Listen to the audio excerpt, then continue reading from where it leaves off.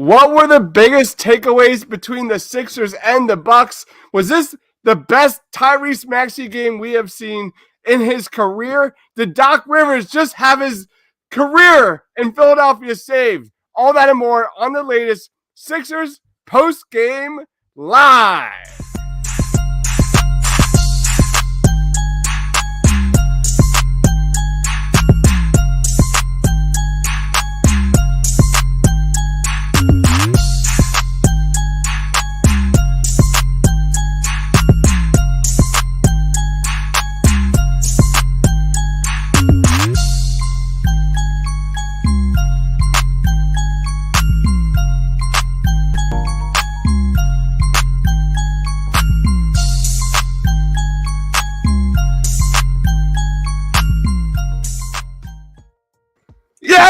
What is up, guys? What is going on? Welcome to Sixers post-game live. Sean, do not go live when you're not ready to go live, because I was scrambling to find the intro video. But here we are.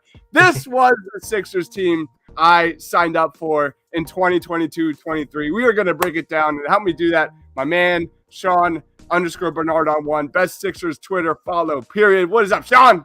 Yeah, a little bit of good vibes back today. It felt good. I think the Sixers needed that. We needed that. Everyone needed to kind of see that this is a team.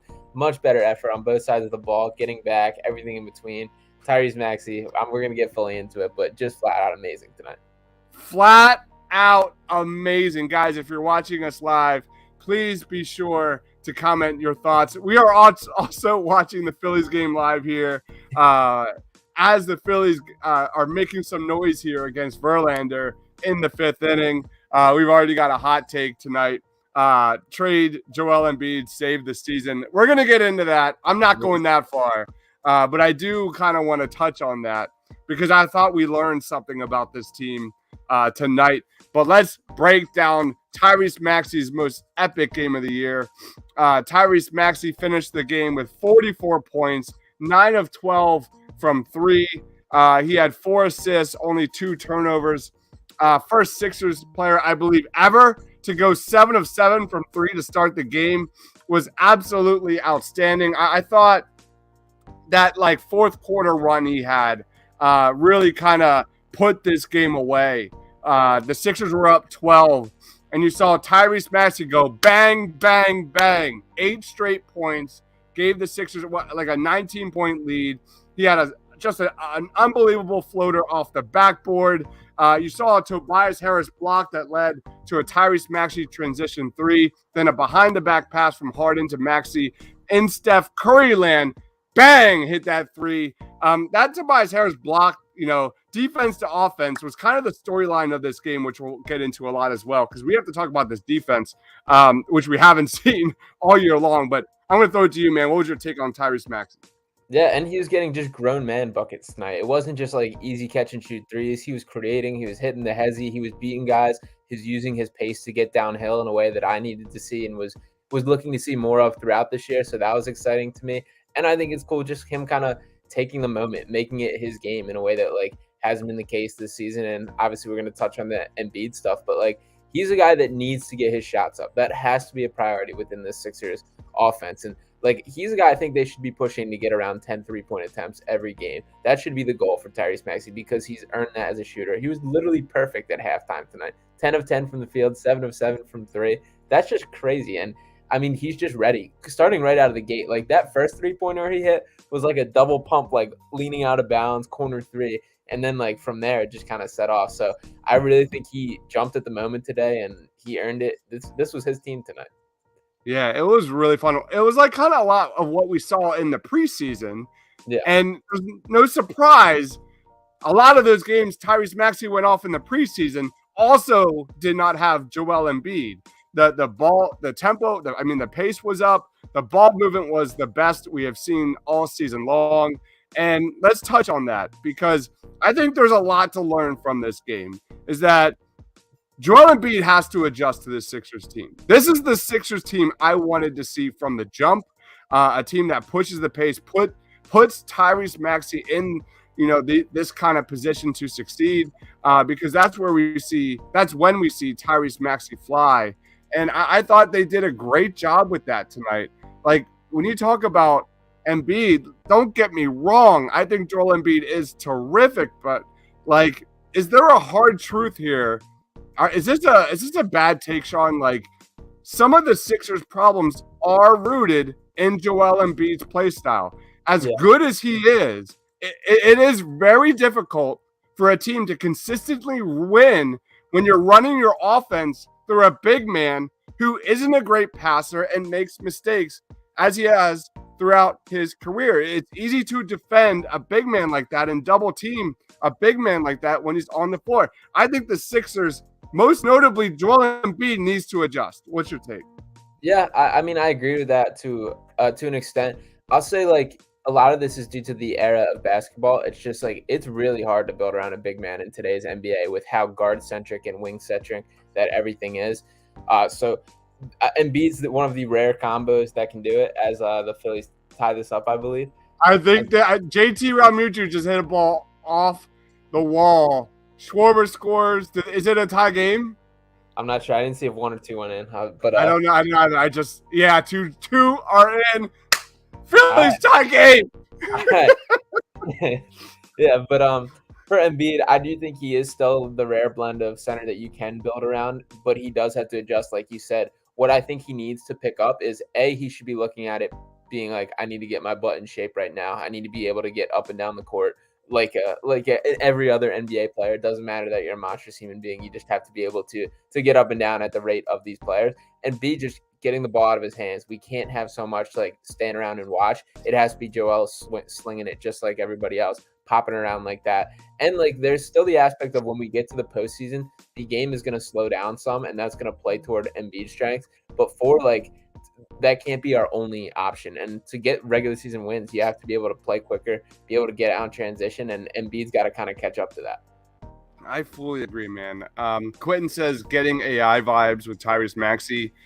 What's your take on Maxey? Like, what would you rather see? The Doc change the offense, whereas Embiid adjusts, maybe loses some weight to a more pace kind of offense, or maybe move Maxey to the bench and let him be that like Tyler Hero on steroids type of baller off the bench that you can run the offense through and put the ball in his hands. Any take on that?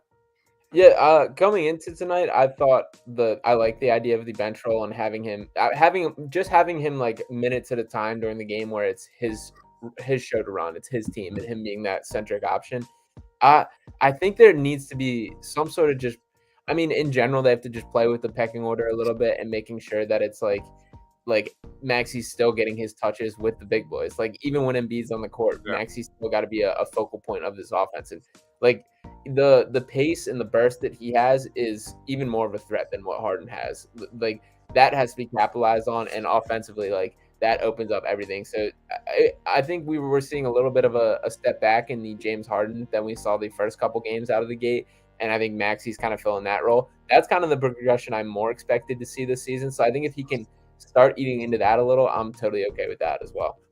Yeah, I agree. Like Doc Rivers has his butt saved for one more game here, and it was kind of neat to see kind of the team rally behind him because they very obviously were in a game with no Joel Embiid. You got a game tomorrow night against, I believe, the Chicago Bulls in Chicago. This was a big win.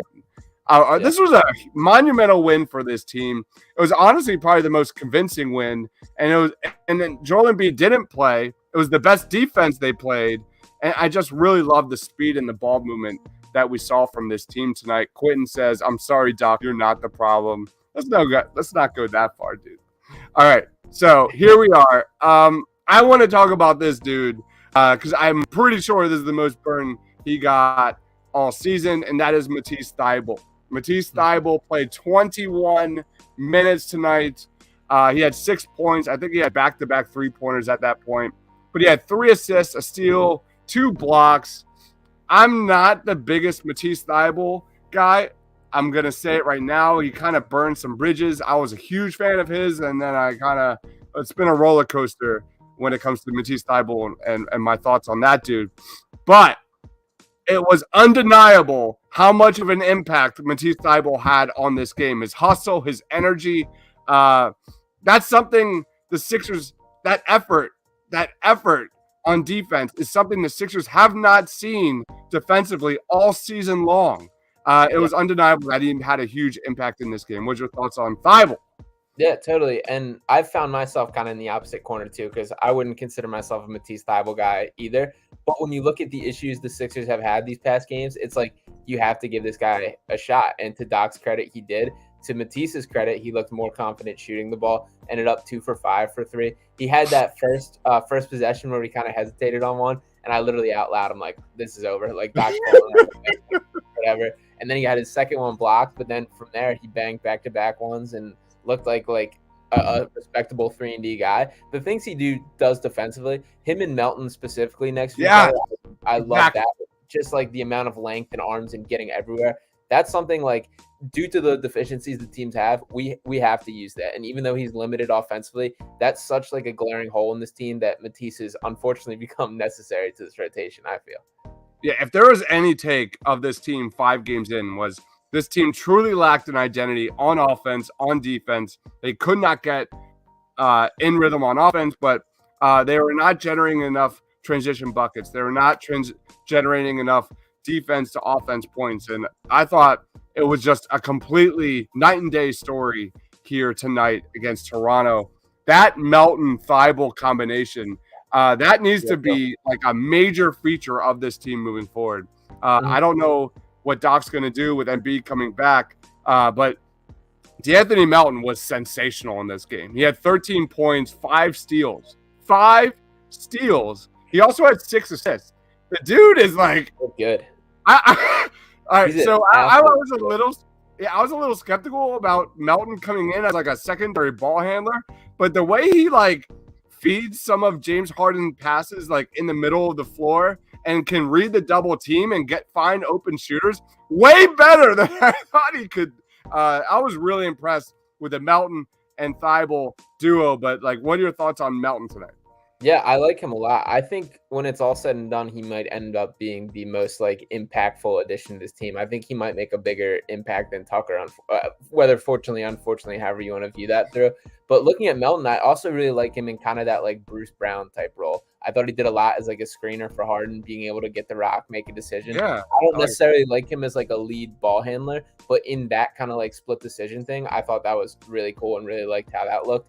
He's just like a stuff doer. He just finds himself in the mix, and I really like it. Impressive athlete, too. Like, he had the little tip in on the offensive rebound. He had a couple where he just went up for it, and, like, that also is needed on the Sixers team. So I really like what he brings. I like this guy a lot. I hope he gets more kind of burn, and I thought he looked good alongside the starters, and also kind of together with Melton and Matisse, especially with the amount of zone that they're playing right now. Like, that's where Matisse made his career in college. Just Washington primarily played zone, pretty much exclusively played zone, and he just had off-the-chart steal and block numbers. If we're going to play zone defense, a Melton and Matisse at the top of it is like frightening for opposing defense. So I love that idea. And one of the things, or one of the biggest positives I think this team has going for it is that Harden-Melton backcourt. I think that is for real. And I think that's something we're going to see get better and better and better. And I thought we saw it at its peak this season so far, whether that was Melton just carving up the middle of the court and finding wide open shooters, because they did a great job. The Sixers overall finding open shooters tonight consistently. I'm going to throw it to you, man. What do you want to talk about before we get into player of the game? I'll give Montrezl Harrell a little bit of love. I needed to see some life out of him, and I feel like I finally saw something tonight. B-Ball Paul still very much in the mud. Who? B-Ball Paul. Yeah. Who? Yeah. So I guess that was crazy to me to see Paul Reed get absolutely no minutes tonight after he might have got in at the very end for the garbage time he did, but no legitimate minutes. And like, this was dating back to the last game against the Raptors, I screamed about like, you can't play Montrezl Harrell versus this team because this is like such a B-Ball Paul matchup with just the length, the versatility, and everything. So it's frustrating to me the continued just kid gloves and non-willingness to let B-Ball Paul work through his mistakes. I was glad to see a little bit of offensive something from Montrezl Harrell tonight, though. Yeah, he did have a block shot. He did have a nice. I mean, the defense for Harrell is where I'm looking. That's where we need to see him really kind of develop and give you something there. because that's been kind of the storyline, the lack of defense for the Sixers, especially in the paint. They have been destroyed. Let's go into player of the game, man. You go first, as always. Who's your player of the game? I hate to just take the layup again, but I got to give it to Tyrese Maxey. I'm super proud of him for just taking this team and making it his tonight, stealing the show, being the grade A number one option offensively, and he more than delivered. And I think it was a mentality thing right off the opening tip-off today, and he took it straight through this game. So I'm super impressed to see that. I need that kind of aggressiveness, assertiveness to continue when Embiid returns to this roster, and this guy really is the limit for this kid. Love it, man. What a game by Tyrese Maxey. I would go DeAnthony Melton because I really liked what I saw. I can't wait to watch the highlights from even the plays that weren't successful. I thought he was putting his teammates in positions to succeed. But I really liked Matisse Thybulle's game tonight.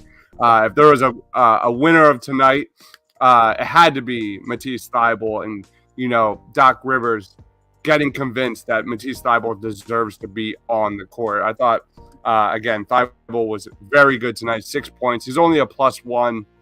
He had 2 blocks and a steal, but he played great. He really, really played well. He gave them that hustle, that energy that they've been lacking on both sides of the court. I don't know I don't know how much Thybulle impacted the ball movement and things like that offensively, but I'm going to give it to Matisse Thybulle. Quentin says Joel Embiid's knee injury was the player of the game. Oh, my God, man. Yeah, knee injury. Any reason to read into the tea leaves there? Like, this is a huge game for Doc Rivers, with this kind of being put in the corner a little bit. If they were to go like 1-6 after this Chicago game tomorrow night, like, there would be some serious noise about moving on from Doc. And Joel Embiid doesn't play tonight. Is that too much to read into it? What's your take? I think it more goes with, like, he wanted to play against the Bulls. They probably decided they weren't going to have him play a back-to-back. And he always tends to eat against the Bulls. He tends to always have good games against them versus the Raptors. We've seen him struggle in the past. I thought he had a pretty good game last game. But I think that's more so the story. But, you never know what's going on behind the scenes. He's not been a happy camper through the first 5 games. That's for sure. And who knows what that's about. We have Devereaux Sports chiming in. What's up, fellas? Go check out Devereaux Sports at Edge of Philly Sports. Awesome show. We are sitting here. Phillies and Astros are tied 5-5 in the bottom of the 9th. Wow, what a comeback for the Philadelphia Phillies. Any final thoughts, man?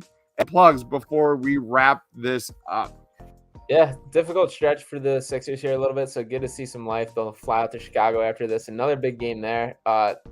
Tonight was just like a necessary game, both from like the win aspect and just how they played. So I was very happy to see some signs of life, some fight in this team. And as much as there is criticism about Doc, and it is warranted for sure, but some of it is like stuff he shouldn't have to teach them. It's like, just get back, just hustle, just try on defense. So I was glad to see those kind of changes, and I don't know if that is from Doc himself or from the team, but either way, this team needed to wake up, and as of tonight, it looked like they did. Yeah, man. It was great. Looking up some shot zones here. The Raptors shot 19 of 35 inside the paint after absolutely getting destroyed the other night by the Raptors. I'm sorry, but Joel Embiid's effort defensively around the rim has not been there this year. It has not been there. Patrick says, Maxey is a one-man wrecking crew. He was awesome, man. My final thought of this game is, like, probably 99% of Philadelphia is watching the World Series, and the Sixers pump in probably their most entertaining win of the year. Like, it was fun. Like, so I just hope that people watch this game and enjoy it, because the ball movement was there. They were playing at a much higher pace, which I wanted to see so much heading into this season. And we saw it during the preseason. It just did not translate into this regular season. So hopefully you guys will watch the game. It was definitely worth watching. Absolutely worth watching. But the lesson learned is Doc's got to find a way for Joel Embiid to adjust, because this is how the Sixers need to play moving forward. And we'll see what that happens. That's a major question mark. And I do think Harden played a role in the tempo. I thought he played faster than usual tonight, which I think when looking at like wherever you want to place the blame for the pace, a lot of it I do think falls on Harden's shoulders because of just the composed and slow way he dribbles up the court, handles all that. There needs to be just some more urgency with that. I think I saw that tonight, especially there was a play where it was an alley-oop to Tobias, which he didn't come down with. But that was like the first time in my recent memory I can remember Harden like sprinting, dribbling down the court. And it's like, I just need to see that more. So I think Harden stepped it up in that, and that's something I want to see continue as well. Should we talk about Tobias tonight? Or no? Yeah, we can. I thought he had a brutal third quarter. There was a third quarter stretch, like the first half of the third quarter, where the ball movement for the Sixers was terrific, but every single time it hit Tobias Harris, the ball stops, and he's putting up bad shots. He finished like 1 of 4 in the third quarter. He had a turnover. There was one play where he had a 3-on-1 and just lost the ball. Like it was really ugly at times. So we talked about this last post-game show. Like, who's the starter that you would move, like whether it was like Tobias or PJ, to the bench and insert someone else? I don't know. Yeah. I thought it might be PJ. I might be going the other direction. I don't know. It's too early. We saw some old Tobias sneak into his game tonight where it wasn't the quickest. It wasn't the catch and shoot. He looked way more comfortable taking a couple power dribbles and take a contested two, which is exactly what we've been trying to get out of his game for a couple of years now. I don't know. I think he kind of takes it on himself to step up when a game like Embiid's out, when really like those aren't his shoes to fill anymore. He's kind of, his role should stay the same because like it's the Maxey and Harden show in the backcourt as far as producing points. As I don't know, I just don't think Doc is gonna have the guts or the whatever to bench either one of these guys, either PJ or Harris. But it is kind of clunky and kind of what I feared as far as like, I don't know if repetitive is the right word, but they just kind of feel like the same. Yeah. Quentin says read for PJ. I think PJ's minutes as a stretch 5 have been pretty good this year. Very low sample size as Alvarado strikes out. Bregman here to end the 5th inning. 5-5 Phillies are tied. I don't know what I would do. There's still signs from PJ Tucker that I really like his ability to set screens and find open shooters on the perimeter. Like there are like real positives that I really like from that guy. He's just got to be put in the right position to succeed, and I don't know if we know what that is yet. I think they have a lot to figure out. Asking him to be the primary defender, the primary perimeter guy, is crazy. Like, because essentially our defense right now is like their number one option. If PJ Tucker can't guard him, then it's like we just can't guard him. And we're talking about he's tried guarding Giannis, Jason Tatum, Pascal Siakam, like some real deal shot creators right now. And for a guy that's 37 years old and he's pretty versatile defensively and works his tail off, to give him credit, but like I just don't know if we're asking him to do a little too much. So I think that's my biggest takeaway. If we can find some sort of guy that can pick up that slack, even if it is like maybe it is just reintroducing Matisse a little bit. And I'm kind of curious. I don't think Doc will do it, but I would like to see the look of a 5-man lineup of Maxey, Harden, Matisse, PJ, and Embiid. I want to see what it's got to be Thibault. It has to be. That makes the most sense right now. If Matisse was the biggest winner tonight, I think Paul Reed is probably the biggest loser, considering you have no Joel Embiid and no Paul Reed. That was a shocker. That was a real big shocker. I thought he was going to have a victory tour kind of game in this one. But let's wrap it up, man. Yeah. What's that? I don't get it, the Paul Reed thing. This will be my last little tangent here. But like, I don't know. Even the Montrez and Paul Reed thing, it's more fun to watch Paul Reed make his mistakes and try his butt off versus Montrez. Like, his mistakes are essentially just like not being able to guard guys or just whatever. Like, Paul Reed, I at least kind of get like he's trying the entire time and he makes stuff happen, kind of in the same way we talked about like with Melton and Matisse. Like, Paul Reed, he's just gonna get his hand somewhere. He's just gonna like do something in a way that like the Sixers need sometimes. So let him work through these. And I don't want to run into the same thing we did last year where he looked not polished in the postseason because he didn't have a chance to get shine. And I still, at this moment, think he's the best like postseason backup center for the Sixers. So like, yeah, so it's no excuse. We have to like work through these now, so we're set up for the future. And I am fearful that that's not going to happen. It's like literally what you're lacking in this on this team, and he needs to play. Paul Reed needs to play, learn how to play next to James Harden, rolling to the basket, all of those things. And I think he can do it. But I'll give Doc the benefit of the doubt tonight for giving us that Melton-Thibault combination because I thought that was sensational. I want to see more of that. But moving forward, like Paul Reed's got to get the time on that court, man. He's got to get some burn because I fully agree. I think he's an underrated component to this team in the playoffs, especially against a team like Toronto that can switch you to death. So plugs, man. We didn't get the plugs. Yeah, you guys can follow me on Twitter at Sean_Bernard1. Check out my written work on heavy.com. You can check out PickSwap Media on YouTube. Follow PickSwap Media on all the socials as well. Got stuff going on there. Got a couple cool clips that came out from the Sixers already. We'll have a couple things coming up after too. So make sure to check all that out. And as always, you can find me here as well. Awesome stuff, man. Thank you everyone for watching. I'm surprised. Hold on. Kevin says Paul Reed parade starts here. I'm all for it, Kevin. I'm all for that. Yeah. I'm in. But thank you everyone for watching. As the Phillies here are get out of Verlander, tie game in the 6th inning. It's unbelievable. Very impressive stuff. But what a great comeback by the Phillies here. But thank you everyone for watching. We'll have a Phillies post-game show when during the final out as well. Eagles pregame, halftime, postgame live on Sunday against the Pittsburgh Steelers. Can't wait for that. And then, of course, tons of NFL draft videos tomorrow. Really good games on tomorrow that I can't wait to watch. So for my man Sean, at Sean_Bernard1, check out PickSwap Media. Awesome content. Sixers, Eagles, you name it. I am Dives, Mr. Crockpot. For Sean, for myself, stay awesome, everyone.